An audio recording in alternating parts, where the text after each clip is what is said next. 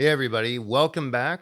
To those of you new to the channel, I want to extend a welcome to you. And to those of you returning, it's good to see everybody again. Today, I'm going to open with an experience that I recently had talking with somebody that was not too surprisingly completely out of touch with everything that's actually going on in the world these days. They watch a lot of mainstream media. This person is from the boomer generation. This is not a decrying all boomers or anything like that, but this particular individual just happened to be from said generation. And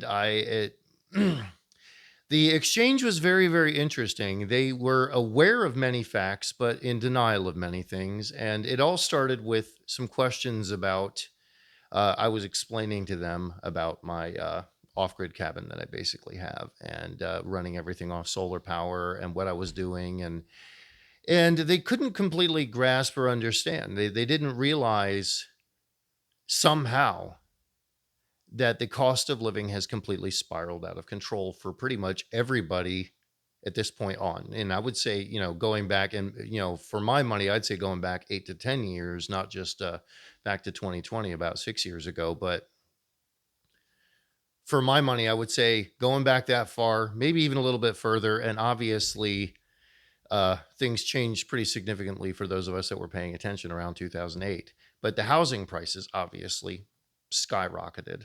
Homes that were once between 1 and 200,000 are now, in some cases, 4 or 5 or even 600,000. And there are homes that are now going for almost close to 1 million in some of the areas where I live. And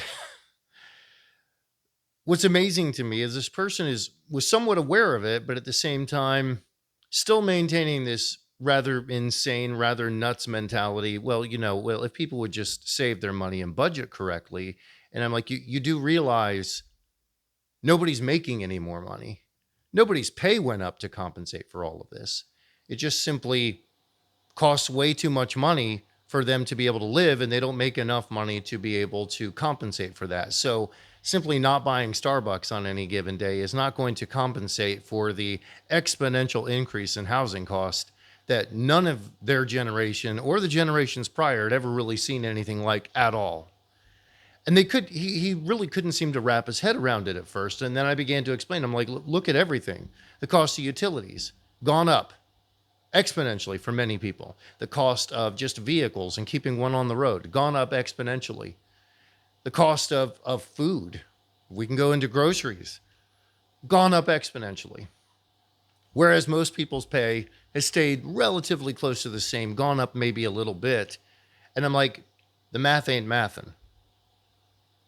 You think about this logically. And I tried to get him to understand, if this had happened when you were younger, what would be going on? A lot of the veil of everything that distracts you in life would pretty much be lifted. You wouldn't be able to just float away watching your sitcoms. You wouldn't be able to just zone out to cable television because you wouldn't have the luxury to do so, which is what's happening with most people. The current situation is waking them up because they have no choice but to face it, because you can't zone out into comfort. Most people just don't have that option anymore. And it kind of started to resonate, and I began to realize with people that don't come to that conclusion, they don't understand the reality of what I've literally just outlined there.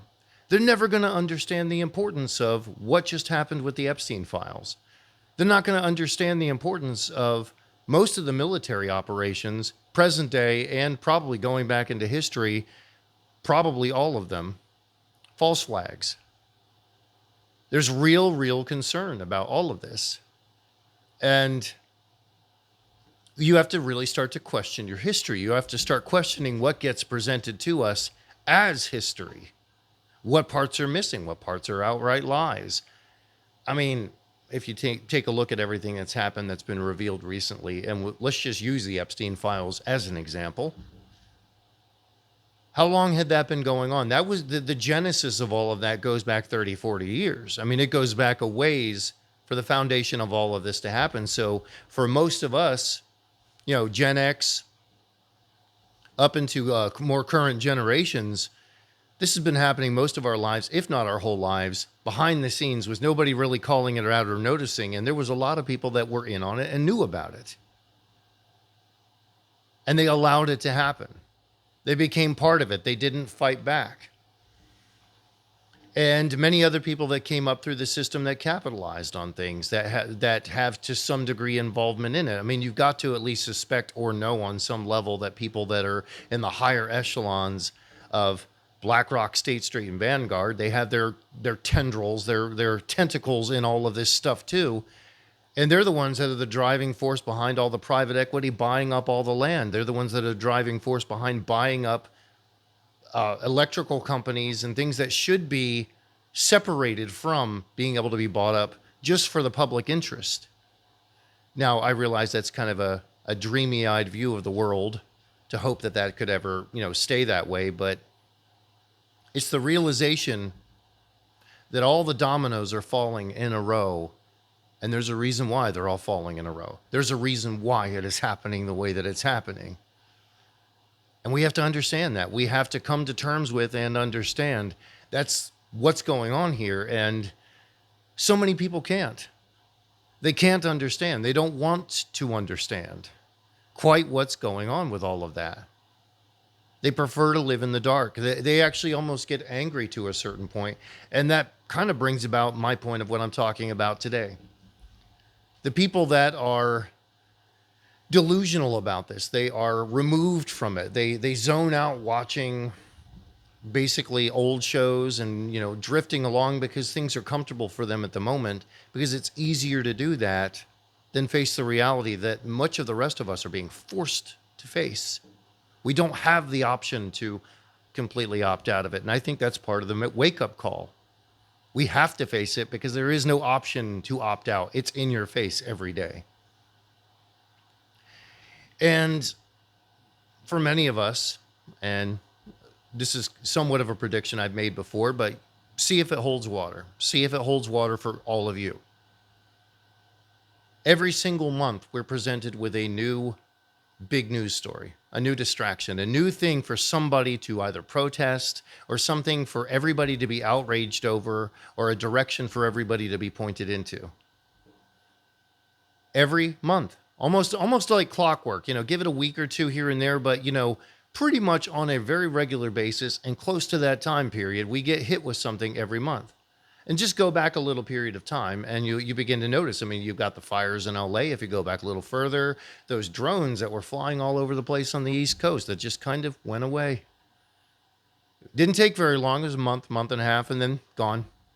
Nobody was talking about it anymore. Nobody revisits it and says, wait a minute, what was happening there? Was that a false flag? What was really going on? Did we ever get any real answers? What's going on with any of that? We're basically being presented with things as a bait and switch where it's like, here, this is to distract you. This is the next thing coming up the pike. Here's what to hit you with this.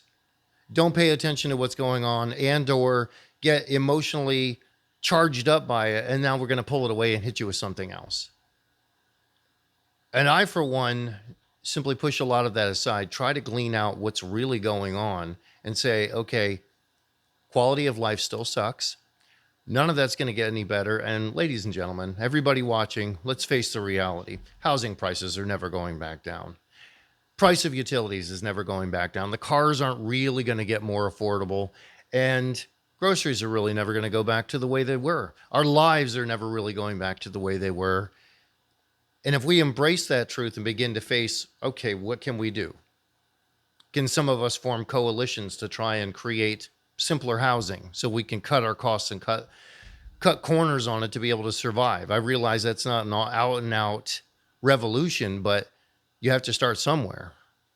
You have to start somewhere where you can maybe be able to save your money and you're not getting completely run down by the system. And maybe, and I want to put this thought out there, maybe the intent was that you be so run down that you never actually unify, begin to solve problems, begin to save money, and then you get to be able to focus on what's really happening and start an actual movement. Because if everybody's too busy trying to just survive, trying to just be distracted by the things that they hit us with on a monthly basis, I'm pretty sure I can guarantee that that will never happen.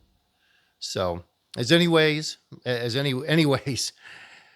love to hear your thoughts in the comments. Where you stand on all of this? How many of you are encountering people that are still that in the dark about just what's happening in most Western countries, especially here in the US, with the economy and the next generations not even being able to afford anything. How many of you are still encountering people like that? It had actually been a while. Most people I'm running into are kind of becoming aware of it. But to my surprise, there's still quite a few out there that, amazingly enough, still live like an ostrich with their head in the dirt. And they are completely unaware that this is even happening or a real issue that cannot be avoided anymore.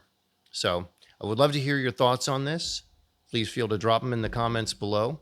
As always, make sure to like, subscribe, hit that notification bell because all of it helps the algorithm, which I'm immensely appreciative of. And I look forward to talking to you all again soon.